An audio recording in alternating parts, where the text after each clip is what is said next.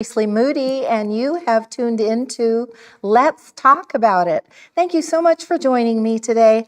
I have an extremely special guest. I'm very honored to introduce to you Yetta Kane. And Yetta and I met just a few weeks ago in a hair salon. Right. Not in a bar, in a hair salon. That's right, not in a bar. So, and I found out that she has an extraordinary background. And in today's times in particular, I think her story is extremely important and must be heard. And she was gracious enough when I approached her to say, oh yes, I'll come and share. You speak all over, don't you? Yes, I do. I mean, you travel up and down the state of California and you speak at schools and churches, universities. Yes. And whoever invites me, whoever invites me. Yes. And I wanted you to know, those of you who are watching, if you're in a school setting or a university setting, or perhaps a business setting where you have guests come in for lunch meetings, or your church or your group, whatever, Yetta is open to being called and she's open to coming to speak. So do you want to provide your phone number so they know how they can contact you? Yes, it's 562-426-8606. Very, very good. One more time. 562-426-8606. Very good, very good. And she will answer the phone. You don't have to go through staff and all that. And she's just very personable, very open-hearted, loving woman and ready to share her story and has a very fun sense of humor. So that's why I'm here. Yes. Still alive. We, as many of you may know, if you've been watching the show very long, math is not one of my super strengths. And I was asking Yetta when she was born, and I said, how old were you during the war? Were you married yet? And you said I was only 8. How could I be married? So clearly I'm not all that good at figuring out birth date and age. And so anyway, so you are 90 years young. Yes. Yes. And very fashionable and very lovely.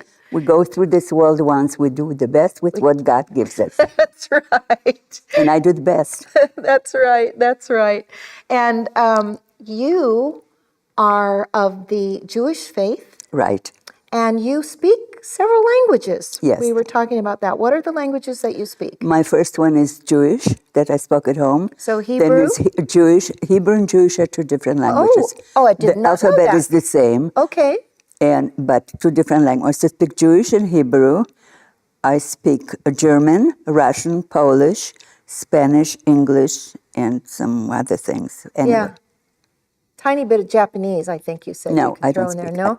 I don't Okay. even like sushi. Well, if we go for sushi, you won't have to share. No. And you had the experience of, you were born in Poland. Yes. And how large was the family that you were born into? I had 3 siblings, Okay. and I was the 3rd child, and I had 1 sister younger than myself, and she died in my arms because she was sick, and there were no doctors or medicine. And before the war, I had a very comfortable life. We were a small community of farming people. We had our own house, we had a horse, we had a cow. I used to ride my horse all the time without a saddle, and if we'd go down a hill, I'd slide off his head, grab him by the mane, he'd put out his leg, I'd climb back up and go. I was milking cows, taking care of things, and we went to school, and we had a very good life. Yeah. Until, unfortunately, when the Germans came into our town, and then our lives have changed overnight. Mm-hmm. We were deprived of everything we had. And that was because you were a Jewish family? Because we were Jewish. Yeah. And Hitler decided who should live and who should die. Yeah. And he felt that even though we're all God's children, we're all created in His image. In Hebrew, the word is Tselem Elohim, in the Yes. image of God. Yes. But he did not believe in that. So therefore, we were not allowed to go to school. We were deprived of our belongings. We were chased out of our house. And before that happened, they had a meeting that the Germans called all the big shots from the city. That's the rabbi, the cantor, the chazan, and all the big shots of the city, all the leaders, to go to a meeting. And my father said, I'm not going to the meeting. Let them go, they'll come back, and they'll tell me what had happened. Okay. I just don't feel comfortable about going. So my two uncles went, and there were about 60 people. They put them into trucks. They took them out of the city. They made them dig a hole, a grave. They killed all of them, and the ground was shaking for weeks. Jesus. But my first introduction to the Gestapo was, I was a towhead, and I played with a little neighbor You girl. were a little blonde girl. Yes, Yes. with a little neighbor girl. And a man came from the temple, it was on a Sabbath, and I remember his name up to today. His name was Chaim Menkes. And the little girl said, Judet, means Jew in German. Cute. And before he pulled out his revolver and shot him right there. So that was my introduction to my new life that began. Who did the man shoot? The Gestapo, the Germans saw a Soldier. Jew coming from the temple, Okay. and she told him Judah he was Jew, so he killed him without any questions asked. And how old were you when you saw that, Yetta? I was 8. I You was were 8. 8 years old. Yes, I was 8 years of age. And after that, my father had to hide because they were looking for him. He was not on the Yes. list. And we ran into the woods. And being my parents were farmers. He knew how to stay alive in the forest more than a city-born person. Sure. Because he knew how to find food for us, to go to a farm, find a few raw potatoes in the bushes in the field, how to find some vegetables for us to eat. We were in the forest for over 2 years. Oh my We were gosh. saying in Hebrew, "Tachat kanfei hashchina," under God's protection, under God's rays. We were in the forest. Can you imagine to be in the forest day and night? No shelter, no food, no clothing, only what you had on your back. You cannot ask your mother or your father for food because you knew they had none to give to you. Yeah. By asking for food, you'd give them more pain, Yes. and they still couldn't produce it. We would sit in the bushes. We could hear the German soldiers with the German shepherds, and they could smell where there were people. Right. But we were in the bushes in the forest, and there was water around us. So when there's water around, the dogs cannot smell human beings being close. And we had to sit sometimes 5 or 6 hours with our feet in the water and was already being to freeze. You could see like a glass or like a window pane on top of your feet. On the feet. And you had to sit and shiver, and you did not know if you were found and shot the next time within minutes. And you just prayed if they catch you, that they kill you, that they do not torture you. Right. And the torture was beyond words to express the torture they committed. They would take a young child and tear it apart while the child was alive. Because we were not considered God's children. we were not considered human beings. They felt that Jewish people, people with mental disability, people who were not tall, blonde, and handsome, gypsies, people of different sexual orientation did not deserve to live.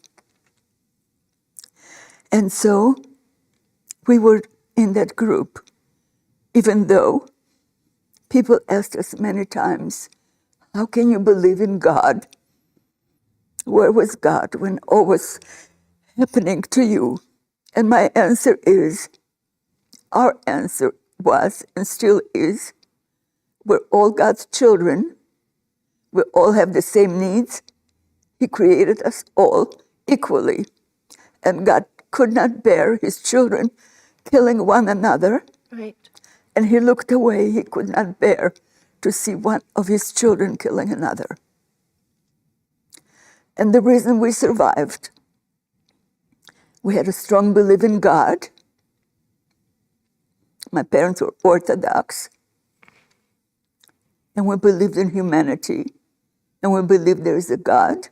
And we believed that tomorrow will be a better day. And all the pain and suffering will end. And we kept praying. And I think this is why we survived. Yes. Because of our prayers. My parents could not give me anything. No clothing, no shelter, no food. But they gave us love and believe in God and believe in humanity and believe that tomorrow will be a better day. Mm. And we kept believing, and yes, there was better days ahead, but a long, long, painful road. And we ate from like the garbage, whatever we could find. Right. I drank water from the puddle. And unfortunately, I had health issues.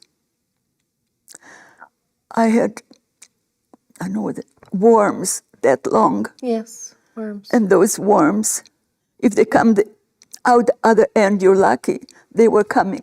If they come to your throat, they could choke you. Yes. And that was from the dirty water and the...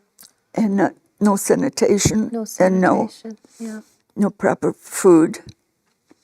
It took me a long time. Whatever little I ate, they ate it up before it came to me. Yeah. That was very painful. Oh. But we were on the run.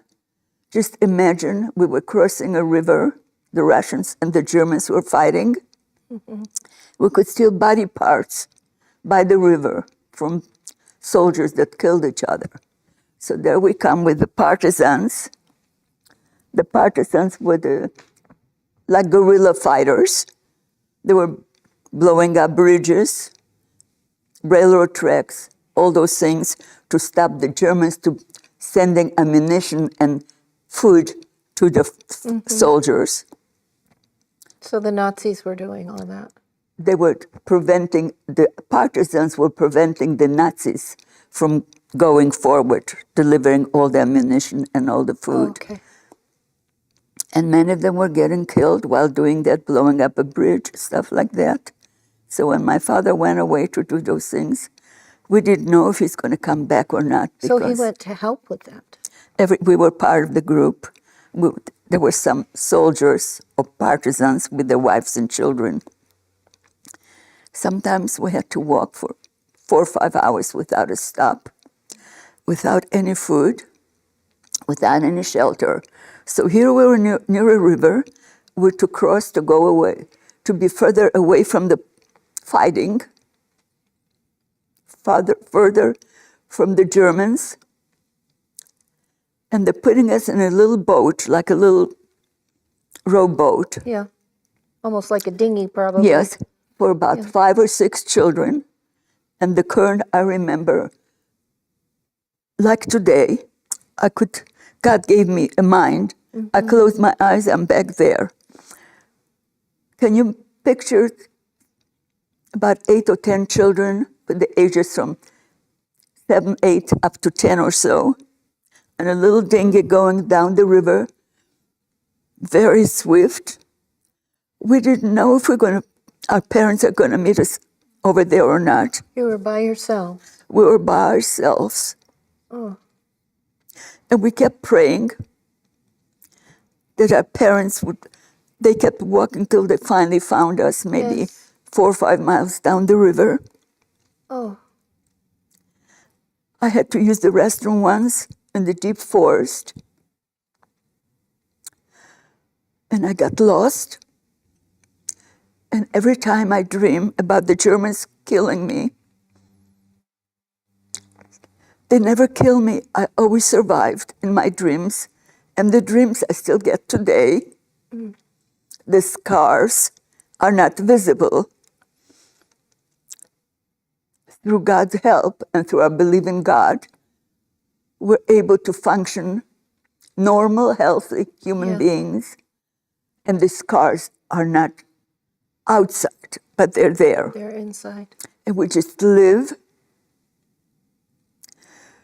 to show the world and other human beings by being kind, by sharing, by believing in humanity and in God and yourself, to be a good person. Because we never know when tomorrow comes a day for that other person to help somebody else, to say a kind word, give them something to eat, and help and open up a door for them, to give them sustenance, believe in God and humanity. And I always tell the children before churches or wherever I speak, remember to be kind. Remember to be kind. Remember to be loving. Remember to be sharing and giving, because we don't know what tomorrow brings. Yeah. Yesterday, I was a refugee and I was running. Today, look at all the people that are refugees. And are running. And so my hellish nightmare lasted for all those years. And when I went to use the restroom and I got lost, I was going towards a big, big river or lake. It was so surreal, so quiet. I did not hear anything or anybody. And I just kept praying to God that He brings me back to my family. Yeah. And as I got closer to the water, and I kept praying, and then I turned around and walked where I came from, and I found my family. So whenever I dream about bad things, and I dream about water, something very special happens to me. Something very good and pleasant happens, because the water was always a source of life, a source of giving me encouragement and of survival. So if you have any questions you want to ask me, Well, I could speak for 5 hours, I'm sure. but just the synopsis. One of the things that is occurring to me is, when I met you in the salon, Beauty shop. beauty shop, well, hair salon, not a saloon, a salon.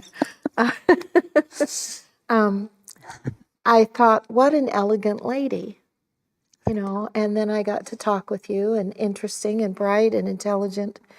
And kindness is very, very big to me. My daughter has said to me a couple times that she's never met anybody to whom kindness is so important. It's, to me, kindness and loving God and being good to people is everything.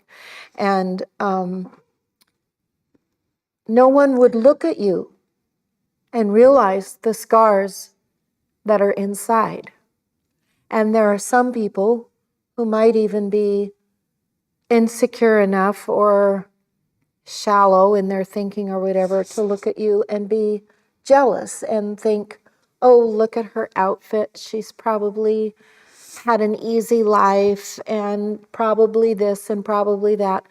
The lesson here is we can meet people who are eloquent in their speech, educated, present themselves so wonderfully as you do, and never realize the stories that are in their hearts and the pain that they've been through. And this is one of the reasons we need to show each other the kindness and the love of God that your parents so instilled in you, and to treat each other with respect and with honor. And that has nothing to do with whether we agree with somebody about what their belief system is, or what their skin color is, or whether they're as educated or more or less than we are. It is truly about kindness and loving people and loving God. And the world is hurting and broken and needs that so much. Now, you were 8 years old when you were in that dinghy and going through that with your family. How long did that time period last for you and your family? How many years were you enduring, living like runaways? From 1941 till 1945. Wow, 4 years living like that. And then did your father come back from being involved in those kinds of, did you ever see him again? Or? Oh yes, because otherwise we would have not survived. He was our source of life, of food, of sustenance, of leading. Yeah. And no, we would have not survived. But so he would be gone during the day doing those things, or maybe even at whenever, night? mostly at night. We had to cross bridges. Yeah. We had to cross railroad tracks. And you know, the railroad tracks, you know, they're higher up with the gravel and everything. Yes. And we speak German. German and Jewish is very similar. It's like almost Spanish and Italian, even closer. They'd go with the German shepherd every mile and a mile, and we had to cross at the other side. So you're hungry, you're cold, you're shivering, and you have to pull yourself up, and between when they left until the next group comes to go across. You didn't know if they'll be shooting at you, if they catch you, or if you make it, or turn the dogs on. Terrifying. And my late husband, who was a graduate of Buchenwald, and I have a card, it says in German, "Der eine Verbrechung, der hat, der dort ein Jude war." The only crime he committed to be incarcerated because he was Jewish. And he went through torture and hell and lost his whole family. So was he in the camps? He was a graduate of Buchenwald. He was in Auschwitz, in Majdanek, Treblinka, and in Buchenwald. And nobody ever came out of Buchenwald alive except General Eisenhower at that time. General Eisenhower and his brigade liberated Buchenwald. So there were skeletons and living zombies that just the skin kept their bones together. Yes. And survived. And some of them, unfortunately, the young soldiers were so wonderful. They wanted to help them and feed them. They were starved. But they did not. There were some 21, 22, 24 years old. They didn't realize, like when somebody has surgery, you don't give them beef stew, you give them gelatin or soft-boiled egg. They gave them real food. Stew and beef and heavy food. The people were starved for years. They ate and their intestines got twisted and they all died. Yes, yes. They actually died from being given food that was too hearty. That their body could not handle. Because their body didn't remember how to eat. Right. When you're starved to that level, the body does not remember how to eat.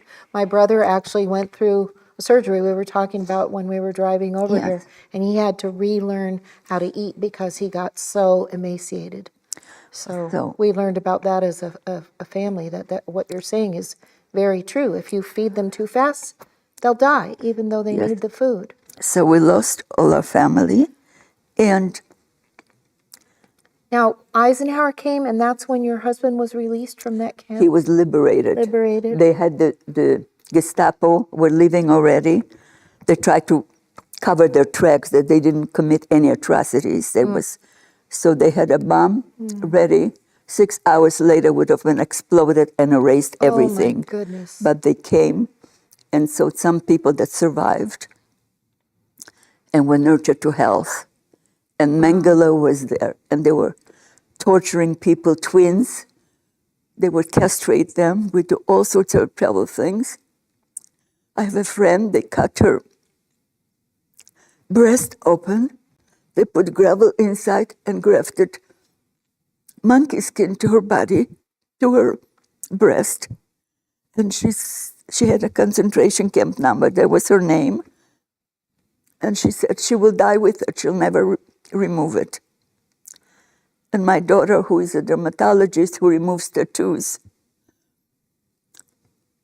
none of my friends that had the numbers wanted to remove them. They said that was Right. my name, and I will, as long as I live, that Yes. will be with me. Yes. And she would not allow them to remove the tattoos. Yeah.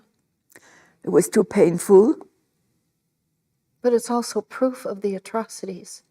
But yet there People are need to people know. today, there are People need people to know. today say it never happened. Yeah. It never happened. Therefore, yes, it did happen. Women were being tortured. If they were pregnant, they cut the stomach apart without any medication, without anesthesia. Take out of their pregnant baby to do things. They did such a horrible, horrible things. Then there was Mengele, the doctor, they call him the angel of death. Yes. He tortured so many young people. He sterilized women, men. There's a man from Israel who went through Mengele, he said, the angel of death. He told me in Hebrew, lo hitzlachti, that means I did not succeed in life, because Mendel is so to it, that I could never have children. We are running out of time on this episode. Yetta has agreed to be in studio for a second session. We feel deeply that it's imperative that the story be told because anti-Semitism is on the rise around the world, and that has got to be stopped, and people need to be educated about what happened historically and the hideous things that were done, because if they don't know, history could possibly repeat itself, and it must never happen again. Thank you for being with us today, Yetta. Thank you for your courage to tell your story. We will continue in the second session. I'm Jackie Priestley Moody. You've been watching Let's Talk About It, and I want to thank you for joining me today. Please tell your friends about this series.